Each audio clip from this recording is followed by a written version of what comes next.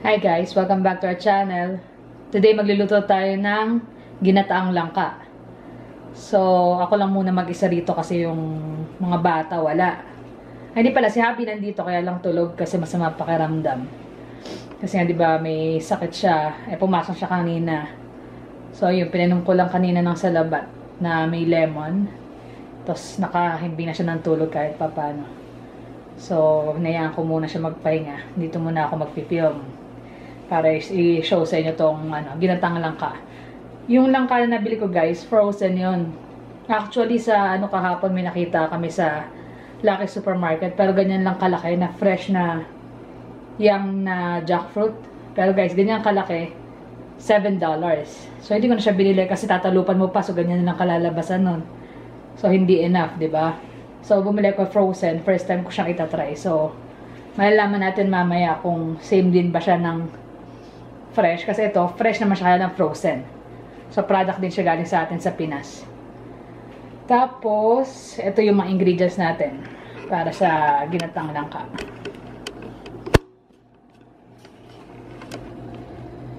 Ayan. So, kakailanganin natin ng ginger, pero konting ginger lang guys, para lang mawala yung lansa nung daing. So, ginger, garlic, onion, then yung siling labuyo. Kasi ito, daing to. Tapos, sinuko ko siya sa tubig at saka siya hinimay. Ito yun, guys. Pero usually, sa Pilipinas, ang ginagamit ko talaga is, yung labahita na daing kasi mas masarap yun. Tsaka mas makakapalang laman kaysa dito. Itong hirap himay kasi sobrang nipis. Then, ganahan natin ng pork. Langka. Ito yung yang langka. Hiniwa ko siya na maliliit kasi medyo tipak-tipak siya na Tapos tinanggal ko yung mga pinagbalutan ng buto. So nilinis ko pa kaya medyo may mga naitapon din ako.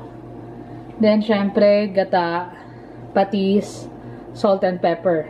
Pero bago natin i-season mamaya yan, hayaan mo natin ma-extract yung flavor nitong daing kasi medyo may pagkamaalat tong daing na to eh. So paano? Start na natin. Isa na natin tong ginger at garlic. Matagal nang may nagre-request nito kaya lang talagang hindi ako makatsyempo eh. Meron siya actually yung nasa lata na langka. Pero nung minsan sinubukan ko yun, hindi nagustuhan ni Habi. Kasi iba yung texture nung langka. Tsaka iba yung lasa kasi siguro dahil nga dilata. So meron na siyang tawag mo doon? Chemical na ginamit para tumagal yung buhay ng langka. Kaya hindi siya ganun kasarap. So this time itong process susubukan natin. Malalaman natin later kung mas okay siya. And then onion.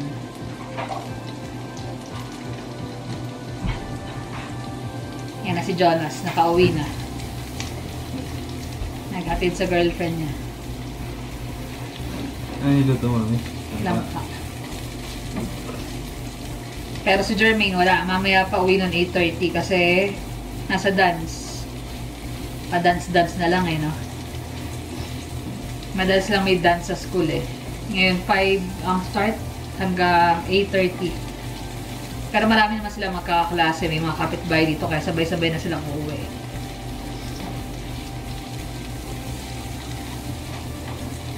Mamaya nakatulog si Daddy.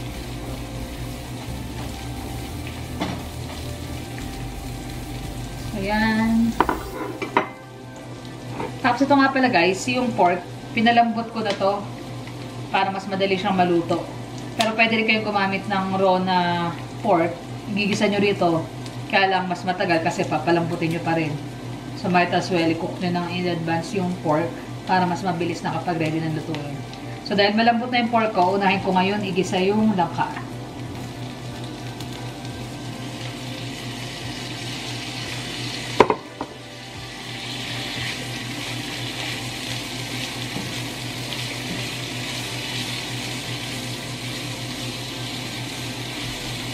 Balikan natin later, hayaan muna natin itong masaute ng gusto.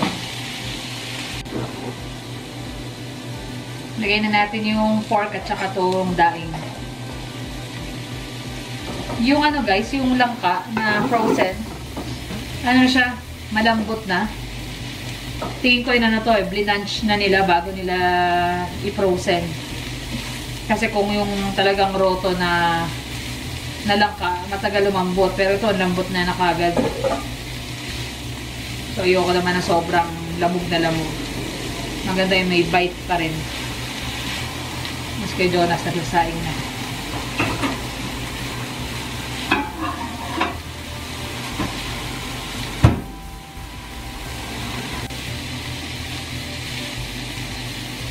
Lagay na natin yung gata.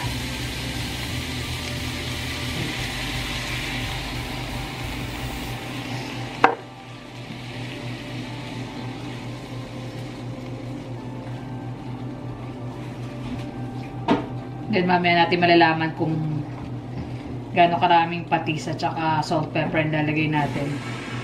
Kasi baka umalat ng gusto dahil dun sa daing. So ihuhuli na natin yung pag-season. Ayan na siyang kumulo.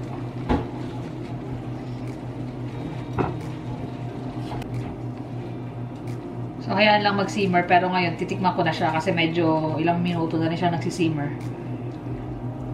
Tikman ko na para malaman kung gaano karaming patis lalagay ko.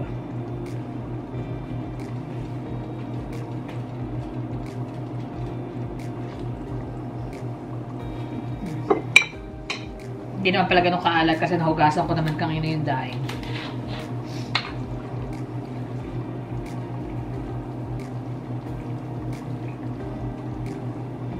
So, kayo na magtansya guys kung anong alat ang gusto nyo. Kasi siguro mga 2 kutsara nilagay ko na patis. And then salt.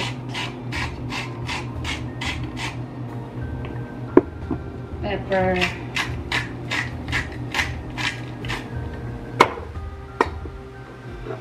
Lalagay ko na rin yung sili.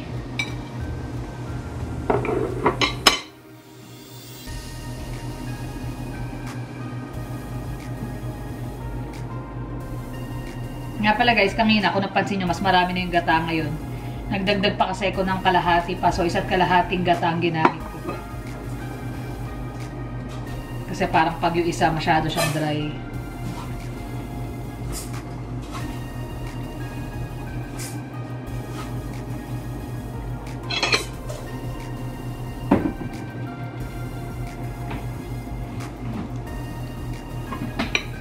Continuous lang natin ang pagluluto.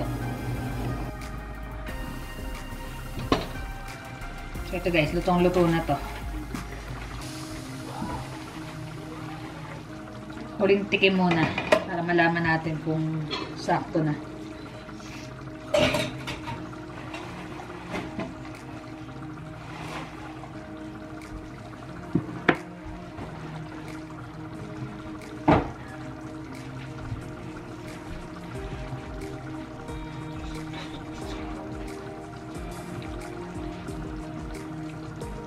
Sakto na guys. Kaya lang yung texture pa rin ng ano. Iba pa rin talaga yung fresh na langka. Pero sa akin, so far okay naman na. Pangtanggalan din ng ano ba yan, yung pagkikrave mo sa pagkain. Hindi naman siya actually bad na iba yung texture niya. Okay naman, same naman ang lasa.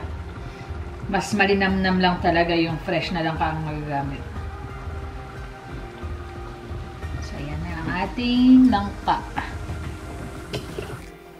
So, ayan na guys. Sana nakadagdag na naman to sa bagong recipe nyo, which is alam ko naman, mostly talaga alam ng magluto nito.